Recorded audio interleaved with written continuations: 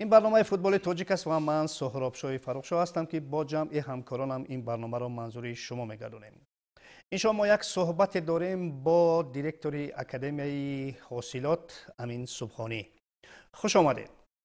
البته در روند صحبت ما این شام با فعالیت شما با فعالیت اکادمیای شما البته داخل خواهیم کرد، اما این شام میخواستیم نظر شما را اطراف چمپیونات تاجیکستان که همکنون تمام می شود، نظر شما را همچون یک متخصص میخواستیم بفهمیم نسبت چمپیونات امساله، زیرا در سرگه کار شما البته همچون سرمربی دسته حاصلات هم فعالیت داشته چند بازی، اما همچون متخصص با کل دسته ها و با کل بازی ها و خلاص با امین موسم چی اندیشه دارید؟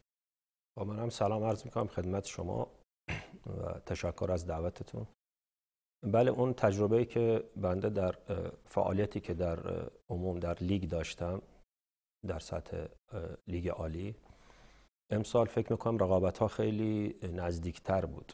حالا با توجه به تقویم بازی‌ها و فاصله افتادن بین بازی‌ها، قرار بر این شد که تیم استقلال چند تا بازی‌های عقب افتاده رو انجام بده. ولکن تا روز آخر حتی در پایین جدول خیلی سخت بود، حتی روی یک امتیاز، روی یک خال، روی یک مساوی یا یک بردن باختن حل و فصل میشد. این نشون میده که امسال رقابت ها نزدیک بود، تیم ها همه خوب کار کردن، فعالیت شده و در کل نیاز به این داره که سال به سال بهتر بشه. یعنی ضعف های امسال 100% نقاط ضعف داشت ولی نقاط قوتی هم بود. انشالله در سال دیگه اینها برطرف بشه و شاهد یک لیگ بهتر باشیم، هم از نظر نیروی انسانی که بازیکنها هستن، سطح بلند کار، شرایط بهتر باشگاه بتونن انجام بدن که باز رقابت ها جذابتر می شود. خوب، شما گفتید که البته ضعفیت ها هم بودن اما پیشرفت ها هم بودن. خواهش میکنیم مشخصا گفتن ممکن است که مثلا چه ضعفیت هایی بودن برای آنه که مسئولین اونا البته برطرف کنن و چی پیشرفت هایی بودن که اونا باز قوی تر کنن، باز پیشرفت تر باشه. ببینید، من یه مثالی برای شما میزنم. میگن با حلوا گفتن دهن شیرین نمیشه. بله. با گفتن این که شما وقتی روز اول همه مسئولین، حالا دیرکتورهای کلوب ها رو در زمان که قرعه پرتایی هست، من شاید 3-4 سال اینو دیدم خودم چون حضور داشتم اونجا، وقتی ازشون میپرسن میگن، همه میگن ما باید چمپیون بشیم، همه میگن ما راحت آسیا رو باید بگیریم. ببین اینها گفتن تا به عمل اومدن خیلی فاصله زیاد بزرگی است. خب من مربی اگر خود ما بخوام مثال بزنم، چرا اوایل نتایج میگرفتیم، کار میکردیم، هوسمندی داشتیم؟ چون بازیکن بود. ولی حاضرش هم بازیکن کم شده، هم شرایط فراهم نیست برای کلوب ها. مثلا نظر زیرساخت، میدانهای خوب، تالارهای ورزشی، حتی دعوت از بازیکنهای خارجی. یعنی ما اگر شما خاطرتون باشه در سابق بازیکنهای خارجی به نامتری بودن، با کیفیت بالاتری بودن. الان حتی کیفیت بازیکنهای خارجی پایین اومده. حالا این باز برمیگرده شرایط مالیوی کلوب ها، شاید نمیتونن تأمین بکنن مثل قبل، مثل سابق، یا خواسته بازیکنهای خارجی بلند شده. این میتونه یه ضعف باشه، این باید حل بشه. یعنی قبل از شروع موسم جدید اینو باید حل کنن. من به نظرم باشگاه ها به جای اینکه 7 رو پر بکنن بازیکن خارجی، 4 تا خیلی خوب رو بگیرن. من خلاصه کنم، یکی از ضعف ها نداشتن بازیکن های آماده است. دوم، مسائل مالیوی از روز اول تا آخر باید حل بشه. ما مونده 4 ماه 3 ماه به پایان سیزن، مشکلات مالیوی شروع میشه. این ضعف میشه برای خود مربی، سرمربی. چرا؟ چون بعد کنترل کردن اون کمند از نظر روحی روانی، نگه داشتن از نظر فنی برای اون مربی سخت میشه. یعنی باید بودجه یک کلوب نقشه بندی باشد برای یک سالی تمام، برای یک موسمی پررکی کاملا یگان ظرفیت نداشته باشند در پرداخت مثلا حق الزحمت بازیگران و باز دیگر کارهایی که در اطراف مثلا یک دسته است. درست است؟ بله، این باید از اول معلوم بشه، تعریف بشه، من مربی بدونم امکانیات‌های من چی هست. ببینید همه دیرکتورها رو شما سوال بکنید، همه میگن ما باید نتیجه بگیریم. بله. ولی نتیجه گرفتن باید شرایط هم باشه. الان مربی هست از خارجه میاد 3 تا 4 تا یردمچی با خودش میاره، میگه من باید اینها باشم. بله، ستاد مربیان خودش. ستاد مربیان بیاره. بعضی مربیان میگن، بعضی دیرکتورها یا کلوپا میگن نه، همین خود شما یه نفرم کنار شما باشه. بعد شما در لیگ میخوای کار بکنید. اینها در عموم هست، چون بنده الان همچون شما فرمودید تجربه‌ای که تو این لیگ داشتم یا متخصص این کار هستیم، من در عموم برای همه صحبت کنم. بیایم اصلا نگاه بکنیم، اون استاف یا ستاد مربی باید کامل باشه. حاضرش طلبات فوتبال امروزه اینه: سرمربی، دستیار اول، دستیار دوم، فیتنس، مربی دروازه‌بان، ماساژیست، فیزیوتراپ، دکتر.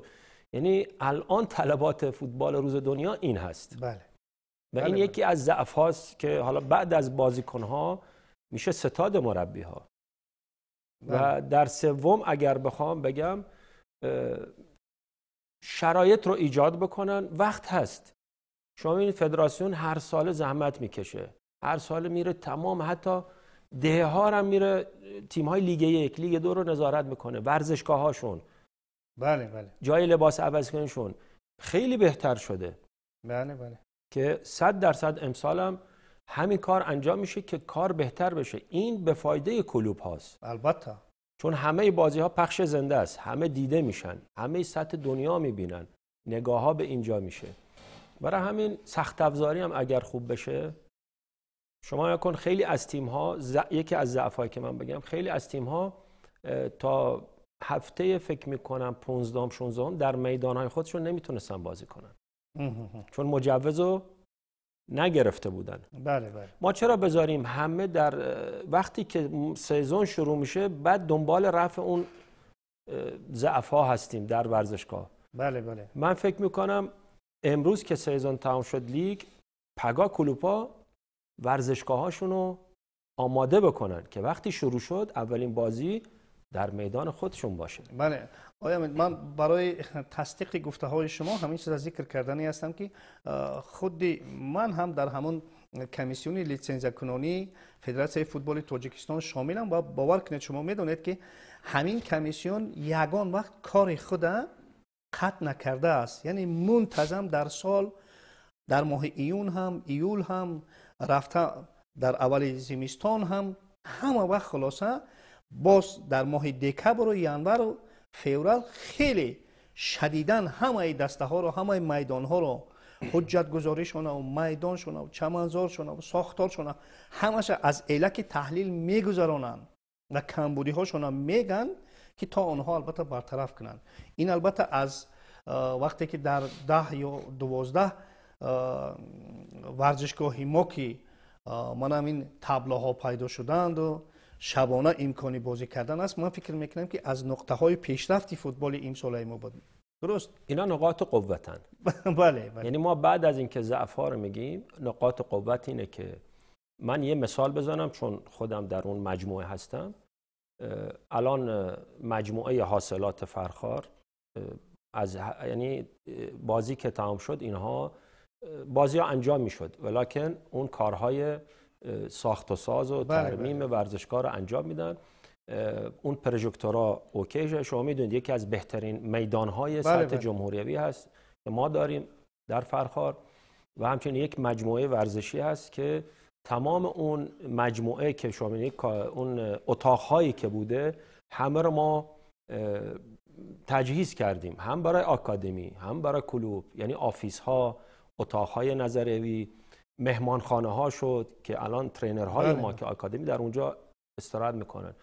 تالارها رو ما تجهیز کردیم برای تمرینات و همچنین 10,000 جای نشست برای مخلصا اومد اونجا، رسید به شهر فرخار که انشالله از این هفته دیگه شروع میکنم به نصبشون.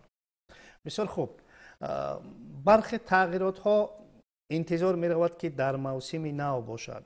منظور این که همکنون اون متخصصینی که مجوز پرو ندارن امکانی در کلوب ها کار کردن را ندارن و هم یک نوع ریجه دعوتی لیگنرها هم بازبینی می شود. شما به این چی اندیشه دارید؟ ببینید، خب همه چی داره پیشرفت میکنه در فوتبال تاجیک. یکی این که مربیانی با مجوز پرو وقتی شروع به کار میکنن سطح فوتبال رو میتونن بالاتر ببرن. بله. این از نظر اون دانش فنی مربیان و 100% اون مربی که میخواد کار بکنه ممکنه الان خیلی از تیم‌ها به خاطر کمبود حالا مربیانی که داره چیزه ممکنه از خارجه دعوت بکنن امسال و سال دیگه تا اون مرحله دوم پرو و بتونن همکارای خودمون دوباره شرکت بکنن. مرحله دوم کی انجام میشه؟ خوش میاد هر 2 سال یک باره. هر 2 سال یک بار. بله. و مربیان خارجی که میان خب به هر حال اونها باید طلبات و شرایطشون با مربیان محلی کم فرق داره و این یک چیز نرمال. بله بله. خب ممکنه مربیان اینجا خیلی کار بزرگی میکنن، مربیان تاجیک که ما خودمون جزوی از اونها هستیم، بیگانه نیستیم. بله. نزدیک هستیم، صحبت میکنیم و اونها یکم سخت کوشی که میکنن خودشون یه سری ضعف ها رو نادیده میگیرن، یعنی کار کردن در اینجا رو دوست دارن. ولیکن طلبات کنفدراسیون فوتبال آسیا در 2026 مجوز پرو داشتنه. بله. که این رو به هر حال بازیکن خوب هم در کار میشه، شرایط در کار میشه. این شاید از نظر حرفه‌ای چیز خوبیه، چیز بدی نیست. حالا بدیش اینه که یکم ممکنه یه سری مربی‌ها دور بشن از تیم‌ها چون مجوز رو ندارن. بله ندارن. بله. ولی میشه فعالیت کنن، میتونن همکاریاشون رو داشته باشن.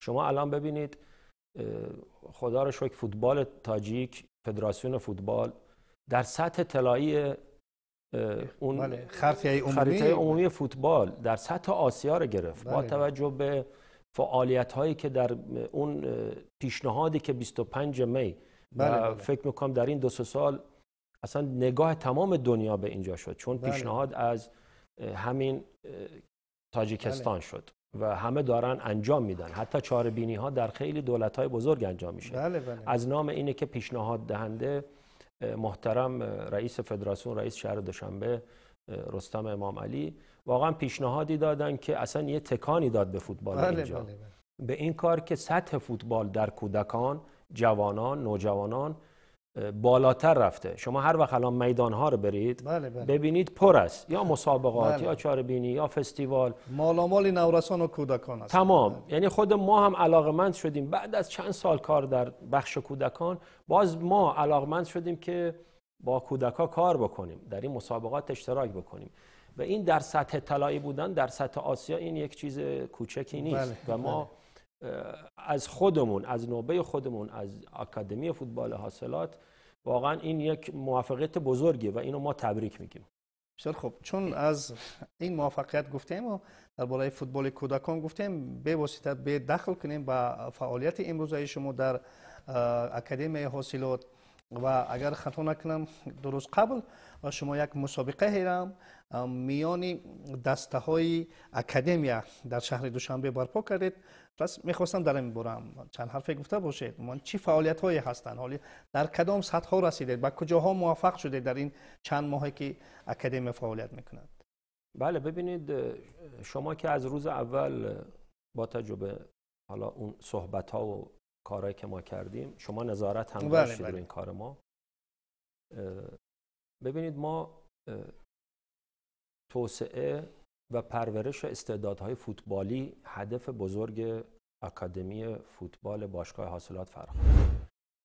این اول ما اگر توسعه بخوایم بدیم و پرورش بدیم اول باید پیدا بکنیم.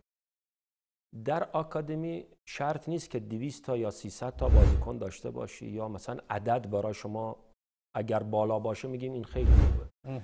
نه، اون یک بستری، یک شرایطی رو فراهم کردیم که مثلا 200-300 تا فوتبالیست در سن و سالهای مختلف که بیان در اینجا استعدادها دیده میشن یعنی ببینید اگر ما این کار نمی کردیم شاید اون استعدادی که الان ما پیدا کردیم در یکی از قشلاق‌های ناحیه فرخار هیچ کس این بچه رو نمیدید، ولی اون بچه الان اومد در اونجا قرار گرفت، مربیا قریب 5 ماه با اینها کار کردن و الان همون کودکی که در قشلاقه و فرصت دیده شدن نداشت، فرصت بازی نداشت، الان با یک سر و وضع و لباس یک دست سوار یک ماشین میشه، ماشین کلوب، میاد در شهر دوشنبه مثل خیلی تیم‌های حرفه‌ای اینها یک جا میشینن، غذا میخورن، در میدان حاضر میشن و مسابقه میدن. بله، دنیا رو میبینن، یک دیگر رو میبینن. ما فقط مسابقه 2 روز یا دیروز بود، البته ما هفته قبل از یک شهری که هست افریدی بهش میگن یا بله هم ماسکوچه هست، ما 10 تا بچه 10-11 ساله رو آوردیم اینجا و 3 روز اینجا مسابقه دادن. یک تورنمنتی شد در ورزشگاه مرکزی و این بچه ها اشتراک کردن. یعنی 3 روز ما تونستیم بچه ها رو اینجا با بچه های 10-11 ساله حاصلاتی که اینجا هستن 16-17 نفر 3 روز ایستادن، جای خواب، خوراک، مثل یک آکادمی حرفه‌ای ما اینا رو انجام دادیم و این کودک‌ها خرسند برگشتن، هوسمند شدن.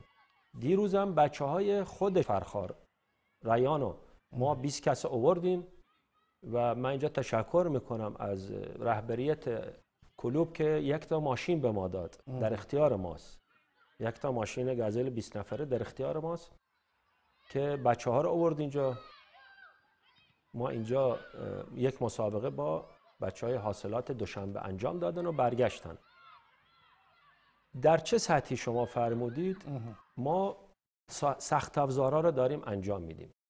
مثل جای خوابشون ممکنه ما ایزبرنی انجام بدیم برای بچه‌ها یک جایی. حتی درس‌های نظریه‌ای دارن اینا. منظور جمع آمد. خب و به 40-50% اون کاری که خواستیم ما رسیدیم. من همیشه صحبتم با حتی والدین میگم 1 سال شاید ما سختی بکشیم، بله بالا کنیم، ولی که شما 1 سالی که ما سختی رو میکشیم برای درست شدن آکادمی، 10 سال شما کیفش رو میبرید، لذتش رو میبرید. و فکر میکنم به 40-50% کار ما رسیدیم. هنوز کار داریم، انشالله در آینده بهتر خواهد شد. فکر میکنم آخری کار نیست، چون البته آغاز هر یک کار مشکل است، اما بعداً حاصلش فوتبال تاجیک خواهد گرفت. ببینید به این شکل میگیریم که ما پلن هام رو من به شما میگم، ما بعد از آکادمی که در حال فعالیته تیم های U18 در دوبلمون بازی میکنه، U16 در U18 مون. یعنی حتی سن و سالها رو ما 1 سال 2 سال پایین تر میذاریم در بالاتر بازی کنن. ما از اینها نتیجه نمیخوایم تا 1-2 سال، ولیکن اون آمار بازی هاشون بالا میره. یعنی شما ببینید یه U18 که دوبل بازی میکنه، 100 البته 4-5 تا بازیکن رو تقویت میکنیم در پست های دیگه، ولیکن ما U18 مون وقتی در دوبل بازی میکنه اینها با تیم های سخت‌تر بازی میکنن، تجربه های بالاتر میگیرن. یعنی این تز یا این روش رو ما در خود ایران هم انجام دادیم. بعد دیدیم که U18 ما میشه دوبل، سال بعد همون دوبله و ما تا 4 سال یک تیم دوبل قوی خواهیم داشت. من مثال زنده‌ای بزنم برای شما، در سسکا کلوپ مرکزی ورزش ارتش همین کار ما کردیم. وقتی من سرمربی تیم بزرگسالان بودم، یه مربی شمس‌الدین قاسموف رو ما در ستاد ما بود، ایشون رو گذاشتیم سرمربی تیم جوانان. بله یادم هست. یادتون هست 100%. و الان وقتی صحبت از دوبل زسکا میشه، یا جای 1 یا 2 در لیگ. در جام جوانان جای مثلا 1 میگیره، در لیگ چمپیون میشه. این بر اثر همون نقشه ها و اونا دوام. ما همون کارو داریم در فرخار انجام میدیم که انشالله از U18 16 14 اینها استحصال خود آکادمی در اینجا میشه. یعنی دوام کار ما، شما فرمودید دوام داشته باشه، دوامش تیم‌های دیگر بچهای ما که بازی بکنن. استقبال والدین از کار شما چگونه است؟ ببینید استقبال رو ما والدین چون منو میشناختن، من 2-3 سالی که فعالیتی در خود فرخار داشتم، اینا شاید از بیرون، من از نظر اخلاقیشو میگم اول، یعنی دعوت یا اون چی میگن علاقمندیشون به این کار که چجوری شد. من خب سرمربی بزرگا بودم، مثلا فقط یک بازی میرفتیم فرخار و مخلصا بالا بودن چیز میکردن، ما برمیگشتیم، یعنی با اون مردم ما فرصت زندگی کردن و نزدیک بودن رو نداشتیم، چون بزرگا در دوشنبه و بازی اونجا. وقتی توی مدتی که ما رفتیم و واقعا من خودم بعضی وقتا میخواستم برم در بازار یک نگاهی بکنم، دیدم همه مردم ما رو میشناختن، همه که احترام زیادی، واقعا مردم خوب و مهمان نوازی هن. این باعث شد که ما بیشتر کار بکنیم. وقتی بیشتر کار کردیم اونا باوری رو دیدن، نقشه ها و کارهایی که ما میخواستیم رو دیدن، اونا هوسشون بیشتر شد و الان ما اینجا یک مجموعه بزرگی هستیم، یعنی فقط من دیرکتور و 4 تا مربی و بازیکنان نیستن، یک مجموعه خیلی بزرگی مثل مردم فرخار الان در کنار ما هستن. باور کن خیلی مشکلات هم من نمیدونم اونا میرن حل میکنن اونجا. شما هم که دیگه فرخاری شده. ما هم دیگه با افتخار. و نکته جالبتر بگم که خود رهبریت الان خیلی به ما نزدیک شد، خیلی کمک‌های بزرگ داره میکنه و حتی در بازی‌های ما اشتراک میکنه. بله. و هر روز ما گزارش داریم، صحبت داریم، این شد، اون نشد، اینو چیکار کنیم، اونو نکنیم. حرکت خیلی خوب شد و از بالا خیلی ما حمایت میشیم از رهبریت، حتی در فکر اینه که اینا یک میدان صنعی در پشت اون ورزشگاه بسازن. بسیار خوب. صحبت ما با آهستگی انجام می‌یابد. من میخوام از شما یک چیز دیگر بپرسم. خب برخی از سر و صداها هم به گوش میرسند، البته در شروع موسم نو تغییرات ها در بسیاری دسته ها به عمل خواهد آمد. اگر مبادا کدام دسته شما را در لیگ عالی البته به کار دعوت کند، شما چگونه قبول خواهید کرد؟ در اینجا اکادمیایی که شما همکنون پایده‌ورش گذاشتید، در این پهلوی مسئله، در این پهلوی ترازو به قول مثلا یک کاری که در لیگ عالی است که آرزوی شما است. من تنها حاصلات در نظر ندارم، من عموما دسته های دیگر را در نظرم مبادا اگر دعوت شود از لیگ عالی. بله، چون بنده وقتی مجوز پرو رو دریافت بکنم، به هر حال طبق قانون ما باید کار بکنیم، باید فعالیت بکنیم. این نیست من لیسنس رو گیرم بعد بگم نه، من این به هر حال آرزوی هر مربیه که در سطح بالا کار بکنه. منظورم هم همین بود. بله، الان بعضی دوستان محبت میکنن، از الان صحبت میکنن، میگن حالا در محافل دوستانه هم که میشینیم مثلا صحبت میکنن، پیشنهاد میدن، ولکن من یک مربی هستم، یک مربی حرفه‌ای، با هر شرایطی کار نمیکنم، باید اون شرایط کامل باشد. حالا کامل نه که در سطح مثلا ما چی میگن توقعمون و انتظارمون هم کمتر بیاریم پایین، با توجه به شرایط میدان ها، شرایط ساختار اون باشگاه ها. ولکن واقعا میشه کار کرد، میشه دوباره کمک کرد، میشه با برنامه پیش رفت، ولی که میگن ما اول شرایط مهیا شد بعد من وارد کار میشم. اگر نشد دیگه دوست ندارم 3 هفته 4 هفته کار بکنم بعد خودم بفهمم که اینجا به مشکل میخوریم. بله. چون من هر جا احساس کردم به مشکل خورده، خیلی با شهامت و جرأت و جسارت میرم کنار، من منتظر نمیشم باشگاه منو جواب بده. هیچ سالی اینجوری نشده، هر وقت بوده خودم رفتم. هیچ کس اخراج نکرده، ولکن چون کلمه اخراج برای مربی‌ها سخته، خوب نیست. من حتی در خیلی برنامه‌ها همکارای خودمون، من یه اخلاقی، یه خاراکتری دارم، هیچ وقت از هیچ مربی که همکار خودم هست در هیچ برنامه تنقید نمی کنم و نام نمیبرم. باشه. چون اون اصالت، اون زحمته. چرا؟ من مقصد دارم از این صحبت، به خاطر که مربیگری بالا ده پایین داره. شما همیشه اون بالا نیستی، چمپیون نیستی. یه وقتی هست هر روز بهار نیست لاله چینید. آفرین. پس ما شرایط باشه کار بکنیم، نباشه به نظر من اون مجموعه رو ما از اول پی و اساسش رو خراب نکنیم. بله. که فرصت داشته باشه. اون باشگاه هم حق داره، اون نتیجه میگیره، پول خرج میکنه. من شما رو فهمیدم، من شما رو 100% فهمیدم. یعنی بگذار اول یک دعوت بشود، بعد اون وقت با قولی که شما تحلیل میکنید. من شرایط رو میذارم، ستاد مربیام، اونایی که موافق من هستن، فکر منو داشت باشه. یعنی هیچ چیزی بر من اجباری نشه، تحمیل نشه، دخالت نشه، من کار انجام میدم. ولیکن آکادمی مطمئن باشید تا ما زنده هستیم این آکادمی هم هست، این برنامه هست، این سیاست هست. هر جایی که ما بریم کار بکنیم اون مدیریت و نظارتمون داریم، چون ما با عشق این کار میکنیم. من یک شعاری در آخر، ببخشید، یک شعاری رو به تمام آکادمی حاصلات گفتم بچه از الان. شعار ما اینه که عشق به تو حاصلات قلب میخواهد.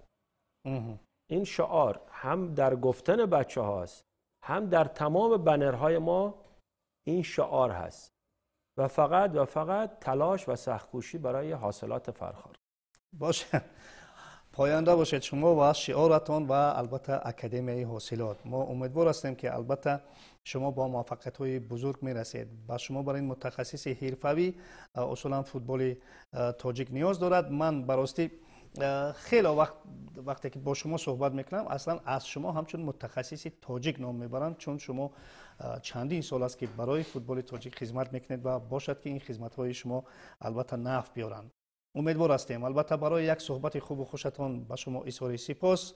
دوستان ارجمند، یک صحبت داشتیم با امین سبحانی، دیرکتوری اکادمی حاصلات فرخار.